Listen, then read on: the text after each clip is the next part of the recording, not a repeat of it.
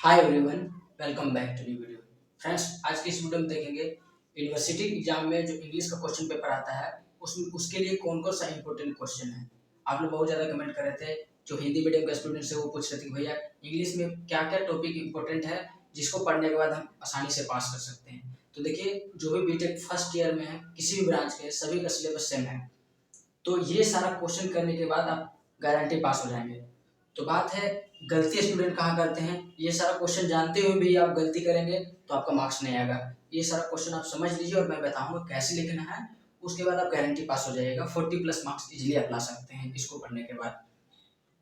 तो जो भी बीटेक फर्स्ट सेमेस्टर का स्टूडेंट हैं, जो भी यूनिवर्सिटी एग्जाम देने वाले हैं, सबसे पहले ये सारा क्वेश्चन कीजिएगा। उसके बाद ही आप प्रीवियस ईयर क्वेश्चन पेपर और मॉडल पेपर कीजिएगा। तो सबसे पहले हम बताते हैं कि कौन कौन सा इंपॉर्टेंट क्वेश्चन है और कैसे लिखना होता है और स्टूडेंट कहाँ गलती करते हैं।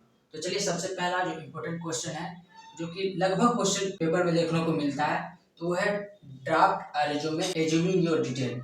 इसका मतलब है रिज्यूमे लिखना है अपना डिटेल एज्यूम करके। तो इसमें गलती क्या करते हैं स्टूडेंट। सबसे पहले आप रिज्यूमे जान लीजिए क्या होता है। एक तरह का बायोडाटा होता है। जो भी कंपनी में आप जाना चाहते हैं तो आप अपने बारे में बताइएगा, कौन सा ट्रेनिंग किए हैं, कहाँ से पढ़ाई किए हैं, कितना इंटर्नशिप किए हैं, कौन सा प्रोजेक्ट किए हैं। ये सारा एक बायोडाटा के फॉर्म में देना होता है, उसी को रिज्यूमे बोला जाता है। तो आप यूट्यूब पे जाकर के सिंपल सर्च कीजिएगा how to write a resume, आप आसानी से देख सकते हैं। तो क्वेश्चन में देता है एज्यूमिंग योर डिटेल। तो स्टूडेंट यहाँ ही गलती करते हैं। क्या करते हैं, उनको लगता है हम तो अभी फर्स्ट ईयर में हैं, ना हम कोई ट्रेनिंग किए हैं, ना कोई प्रोजेक्ट किए हैं, तो हम कैसे लिखेंगे। तो देखिए फ्रेंड्स, आप उसमें सही लिखेंगे या गलत लिखेंगे, यूनिवर्सिटी के जो कॉपी चेक करेंगे, जो आपका इवेल्युएटर होंगे, वो नहीं जान रहे हैं, आपको प्रूफ लेने नहीं आएंगे कि आप जानते हैं या नहीं जानते, ट्रेनिंग किए हैं या नहीं किए, प्रोजेक्ट किए हैं या नहीं किए। वो सिर्फ यही जानना चाह रहे हैं कि आपको लिखने आता है या नहीं आता है। तो अगर एक दो चीज आप अपने मन के अनुसार सोच करके भी लिख सकते हैं तो आपके लिए अच्छा होगा। तो जहां भी दे देगा एज्यूमिंग योर डिटेल, तो आप अपना डिटेल लिखिएगा और साथ ही साथ कौन कौन सा पॉइंट रिज्यूमे में जरूर होना चाहिए, चाहे आपको वो आता हो या ना हो, ट्रेनिंग किए हो ना किए हो, प्रोजेक्ट किए हो ना हो, प्रोजेक्ट किए हो या ना किए हो, ये सारा डिटेल उसमें रहना चाहिए। तो क्या क्या रहना चाहिए ये आप देख लीजिए। तो देखिए, सबसे पहले होना चाहिए बेसिक डिटेल, जिसमें आपका नाम, कॉन्टेक्ट नंबर, ईमेल आईडी रहेगा। उसके बाद रहेगा कैरियर ऑब्जेक्टिव। कैरियर ऑब्जेक्टिव यानी कि आप अपने बारे में बताइएगा किस फील्ड में आप वर्क करना चाहते हैं, वो कैरियर ऑब्जेक्टिव हो गया। उसके बाद एजुकेशनल डिटेल,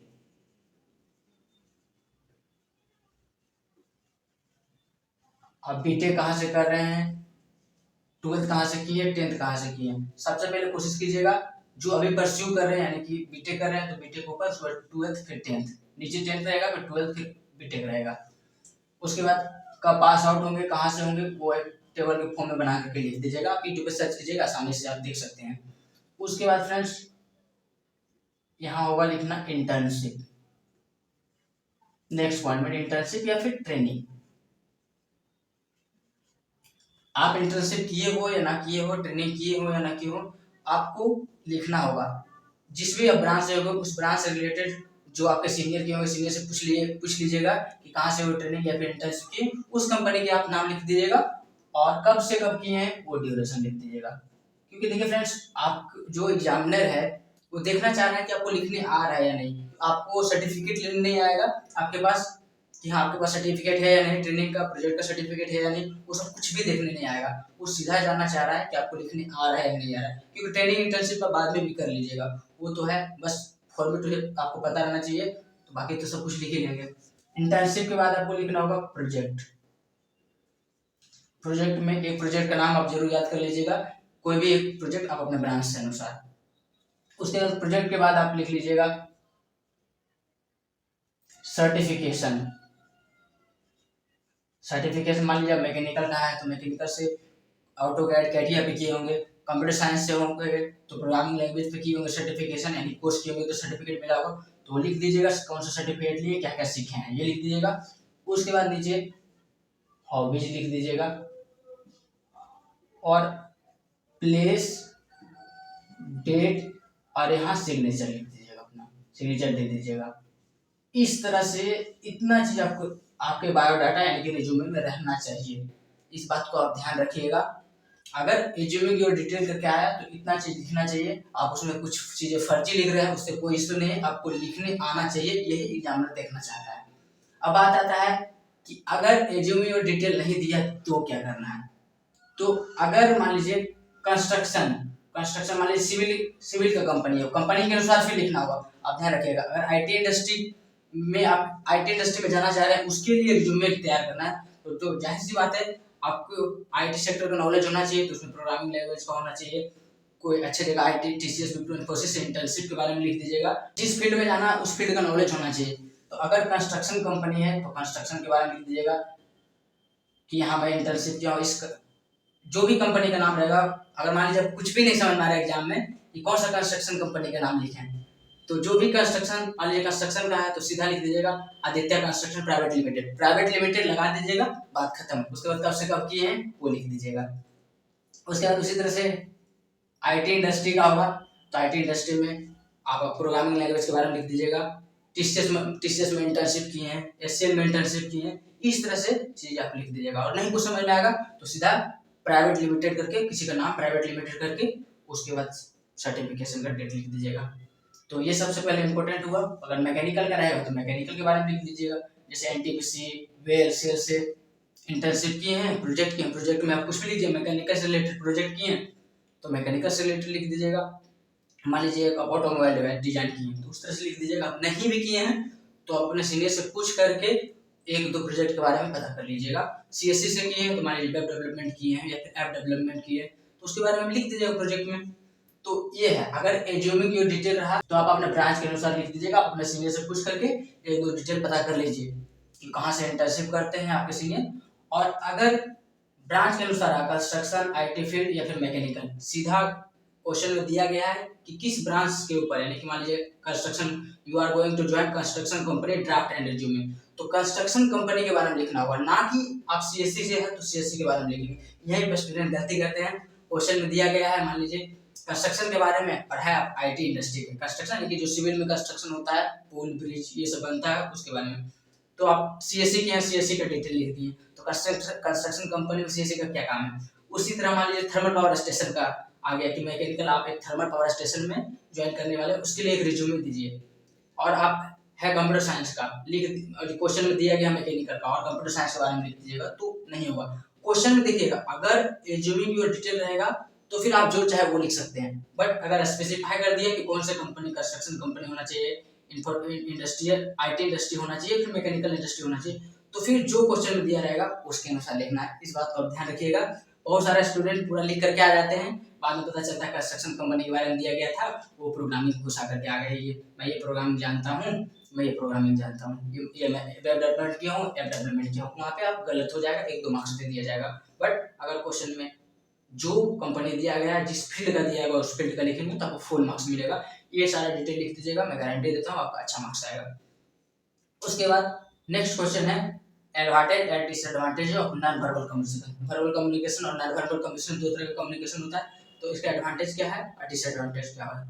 उसी तरह आप देख लीजिएगा डिसएडवांटेज में क्या होता है, आप क्विक एक्शन ले सकते हैं, फेस टू फेस कम्युनिकेशन कर सकते हैं, उसके बाद टाइम कम लगता है। इस तरह का जो एडवांटेज डिसएडवांटेज सारा क्या कीजिए, टॉपिक उठा करके गूगल पे या यूट्यूब पे सर्च कीजिए और जो उसमें समझाया गया उसको कॉपी पे लिख लीजिए और एग्जाम से एक दो दिन पहले रिवाइज कीजिए, आपका अच्छा मार्क्स आ जाएगा। उसके बाद नेक्स्ट क्या आता है एग्जाम में एस्से लिखने का। तो ये तीन चार जो मैं बताया हूँ इतना आप कर लीजिएगा तो इसी से रिलेटेड कोई भी क्वेश्चन आएगा, डायरेक्ट नहीं भी आएगा तो इसी चारों से रिलेटेड आपको आंसर पता होगा तो उसमें आप लिख दीजिएगा, गारंटी है। सबसे पहला education system in India, impact of social media, ये बहुत इंपॉर्टेंट है। करप्शन इन इंडिया, ये भी इंपॉर्टेंट है। उसके बाद सॉफ्ट स्किल का इंपॉर्टेंस क्या है। सॉफ्ट स्किल मान लीजिए आपको presentation skill, speaking skill, listening skill, तो सॉफ्ट स्किल का क्या एडवांटेज है, इंपॉर्टेंस है लाइफ में, वो हो गया। उसके बाद नेक्स्ट यहाँ क्वेश्चन बनता है write a letter to editor या फिर write a letter to vice chancellor. तो क्वेश्चन कैसे आएगा ये बात समझिए। सीधा दिया रहेगा write a letter to editor elaborating about problem of road in your locality, यानी कि आपके लोकेलिटी में रोड का प्रॉब्लम है उसके बारे में एडिटर को लेटर लिखना है। या फिर आपके जो यूनिवर्सिटी के वाइस चांसलर है उसको एक लेटर लिखना है कि आप चाहते हैं एक प्रोजेक्ट एग्जीबिशन ऑर्गेनाइज करना आप अपने यूनिवर्सिटी के लिए।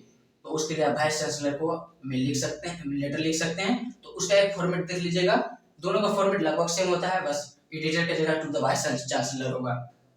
उसके बाद नेक्स्ट क्वेश्चन है, fifth question, discuss about barrier in communication.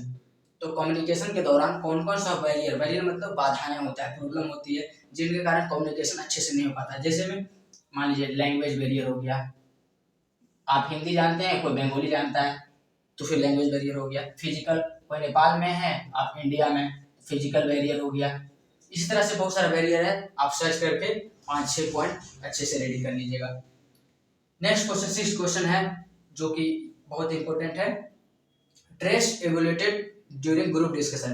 यानी कि ग्रुप डिस्कशन के दौरान जो आपका इंटरव्यूअर रहता है कौन कौन सा पॉइंट आपको नजर करता है और कौन कौन सा लक्षण आपका देखा जाता है कि मान लीजिए बैठने का तरीका कैसा है, बोलने का तरीका कैसा है, कितना कॉन्फिडेंस बोलता है ये बंदा, तो ये सारा पॉइंट देखा जाता है। तो कौन कौन सा ट्रेड एवेल्यूएट किया जाता है ग्रुप डिस्कशन के दौरान, जो इंटरव्यूअर रहते हैं वो आप डिस्कस कर लीजिएगा। आप गूगल पर सर्च कीजिएगा, अच्छे से आप एक ब्लॉक डायग्राम बना करके भी लिख सकते हैं। और फ्रेंड्स कोशिश कीजिएगा जब आप थ्योरी लिखने गए यानी कि जो आप डिटेल में लिखेंगे उसके बाद कोशिश कीजिएगा एक ब्लॉक डायग्राम बनाने का। ब्लॉक डायग्राम से ज्यादा इम्पैक्ट जाता है इवेल्यूएटर जो आपके एग्जामिनर रहते हैं, जो चेक करते हैं कॉपी, उनका नजर अच्छा आता है क्योंकि उनके पास कम टाइम रहता है। अगर आप ब्लॉक डायग्राम बनाए रहेंगे तो सीधा आपका मार्क्स मिल जाएगा। जैसे मान लीजिए बैरियर कम्युनिकेशन, तो सीधा यहाँ लिख दीजिएगा बैरियर।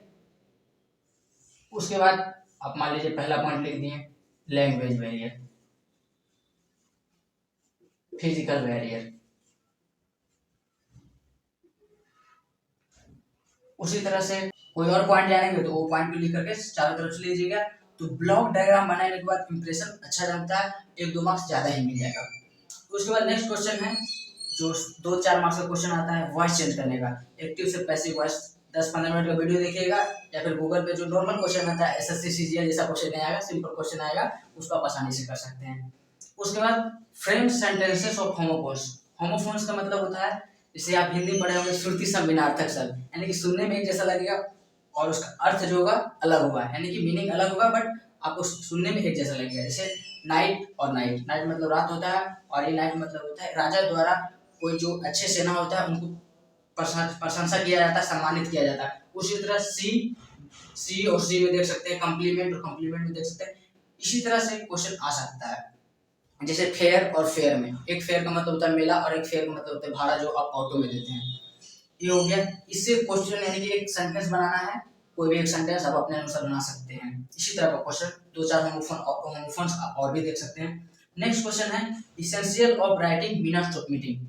तो मिनट्स ऑफ मीटिंग यानी कि मान लीजिए कोई मीटिंग हुआ, आप किसी के साथ मीटिंग किए हैं, तो मीटिंग करने के बाद एक आउटकम निकलता है कि मीटिंग में क्या क्या डिस्कस किया है। तो मिनट्स ऑफ मीटिंग क्या क्या लिखना होता है, क्या फॉर्मेट होता है, वो कैसे लिखा जाता है, उसका एसेंशियल यानी कौन कौन सा इंपॉर्टेंट पॉइंट होता है वो आप देख लीजिएगा। और नेक्स्ट जो क्वेश्चन है how to write a report. Report writing होता है, मान लीजिए कोई भी चीज आप देखें, कोई भी प्रोग्राम, रिपोर्टर मान लीजिए कोई रिपोर्टर है तो रिपोर्ट किया, आप कोई मेला में गए या फिर कोई फंक्शन में गए तो उसका रिपोर्ट रेडी करना है कि एक फॉर्मेट रहेगा, फॉर्मेट देख लीजिएगा और नीचे भी लिखा रहता है रिपोर्टेड बाय। पहला टॉपिक रहता है, टॉपिक बाद डेट रहता है, और आप जैसे देख लीजिए न्यूज़पेपर में आता है तो पहले टॉपिक दिया रहता है, फिर डेट दिया रहता है, फिर रिपोर्ट का सारा बॉडी दिया रहता है, क्या क्या देखे हैं, और नीचे में लिखा रहता है रिपोर्टेड बाय। तो इस तरह का फॉर्मेट रहता है, फॉर्मेट को देख लीजिएगा। और जो फ्रेंड्स मैं गलती बताया हूँ उसका जरूर देखिएगा, कहाँ गलती करते हैं, एज्यूमिंग और डिटेल में गलती करते हैं। अगर डिटेल आप अपना खुद से डिटेल लिखने के लिए आया तो आप अपने अनुसार आप अपना ब्रांच का लिख दीजिएगा। बट अगर स्पेसिफाई कर दिया कि आईटी इंडस्ट्री या फिर मैकेनिकल इंडस्ट्री या फिर कंस्ट्रक्शन इंडस्ट्री, तो फिर उसके अनुसार लिखना होगा। आप किस ब्रांच से हैं वहां पर कोई मतलब नहीं है, जो क्वेश्चन दिया रहेगा उसके अनुसार लिखना होगा, अदरवाइज आपको 2 से 3 मार्क्स मिलेगा, 14 में 14 नहीं मिलेगा। तो ये सारा क्वेश्चन है, बाकी एडवांटेज डिसएडवांटेज देख लीजिएगा, और बाकी कोई भी डाउट होगा तो आप हमें कमेंट कीजिएगा, मैं तुरंत रिप्लाई करूंगा। फ्रेंड्स ये सारा इंपॉर्टेंट क्वेश्चन है, वीडियो अच्छा लगेगा तो लाइक कर दीजिएगा और कमेंट कीजिएगा इससे कौन कौन सा टॉपिक आपके एग्जाम में आया है। तो फ्रेंड्स मिलते हैं नेक्स्ट वीडियो में, बाय बाय।